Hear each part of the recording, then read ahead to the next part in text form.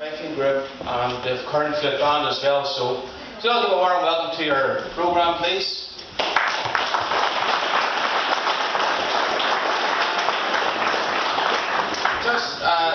The drumming and fifing group are going to come on first, and just when they get themselves ready to come on stage, just to let you know we're back here tomorrow night, where we have Dr. Gordon Lissy from the Ulster Society. He'll be giving us a wee bit of a talk on the plantation of Ulster with a local focus on County Londonderry. And so you're more welcome to come back tomorrow night. And then on Friday night, which is the last night of our festival, we have a St Andrew's night in the Royal Hotel. There's tickets available from group members, and our friend here, John, has quite a few here he wants to get off tonight. So if you haven't got one already, please see someone in the room. We've a good line up there as well. We have Wally Drennan, everybody knows Wally Drennan, and we have dancers, pipers, and there's a wee dance band afterwards. Everybody wants a wee dance on the floor. So that's on Friday night. So without further ado, we'll call upon the Aughrim Fife group.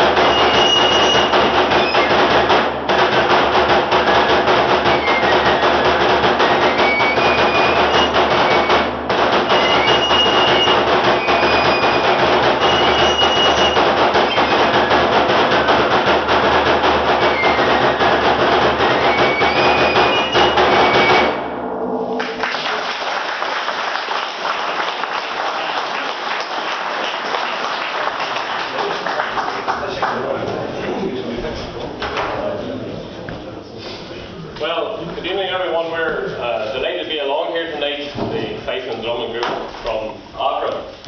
And with a few stragglers with us here tonight, a few men have graciously decided to come, or given in of their time to come along with us. I'll tell you more about that later, but just to start with there, if you can still hear that is, I don't know what your ears are like there, but it's quite loud in the hall, there's no singing here. The lambegs that we have here, I'm sure you're all more than familiar with the lambeg drum coming from Northern Ireland or from Ulster. And the sort of politistic of the lambeg drum is a bit vague to say the least. But the story that I have read or heard of is that the drum itself was first brought into Ulster with the Williamite army. Whenever the Dutch soldiers arrived to support William, they brought along large drums with them with They were different than these drums. They were attached to horseback, and the riders beat the drum to keep the soldiers in time as they marched along. And they were similar in size and stature maybe to the drums, but that was about the height of it, because they were mainly made of brass, it appears. And they were carried on their side like a side drum. And of course, the Ulster man didn't have the advantage of having a horse, so he was still enough for to turn the drum on its side and try hanging it around his own neck and carrying it, and there's still agents at that sort of carry on today, and we're some of them. That's one theory of where the drum came from. As early as, that was in 1688, 1690, of course, when William was here. But then in, I think it was 1840, there is supposedly on record writing that says there was a drum made in Belfast by a man named Watch, and the dimensions all are actually recorded on paper or somewhere in history.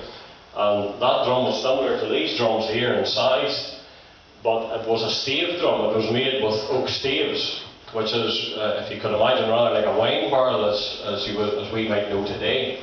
You maybe have wine barrels cut in half and sitting around your house as flower boxes or something like that. But it was pieces of oak, and they were all butt jointed together, and they went round the drum this way here. And that was the stave drum made by a man Watch in Belfast. And some say that was the first really real lambag drum that ever was made.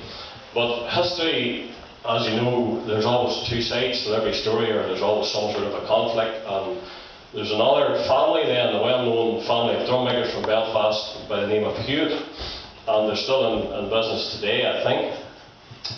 I think the youngest member of the Hewitt family owns a shop in Shankill, or in Sandy Row. It's called Drum Sounds or something like that. I think it's Drum Sounds, but he's Hewitt anyway, from that family. And they claim that in 1870, their great-grandfather made the first lambag drum. And that was a drum very similar to these drums here. It wasn't a stave drum, it was a shell drum. That's what that drum there would be called. And that was 1870. The following year, 1871, it's on record that the drum was then sold to a lodge, an orange lodge just outside Moira.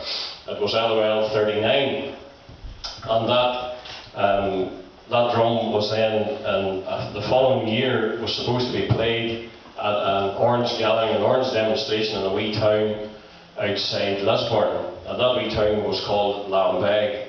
And they say that that's where the drum got its name from that first orange gathering, that first time that the drum was paraded at the demonstration in Lambag. There is another theory then too, that the Williamite army camped at Lambag on their way to the Battle of the Boyne. And it was there that the drum really got its name, the Lambag drum, because those drums that the Williamites had on the horses were then termed as Lambag drums. So we're just not 100% clear on where the name come from. But what we're left with today is the lambag drums that we play, and how they got to that stage, or how we got them, we're just nobody quite sure. The lambag drum was supposed to be sounded too at the Battle of the Diamond, whenever the rebels tried to overrun the Protestant families, and they had to gather together and try and resist the opposing rebels. And that was really the start of the Orange Order, and that's why the Orange Order really has taken to heart, I suppose, the lambag drum.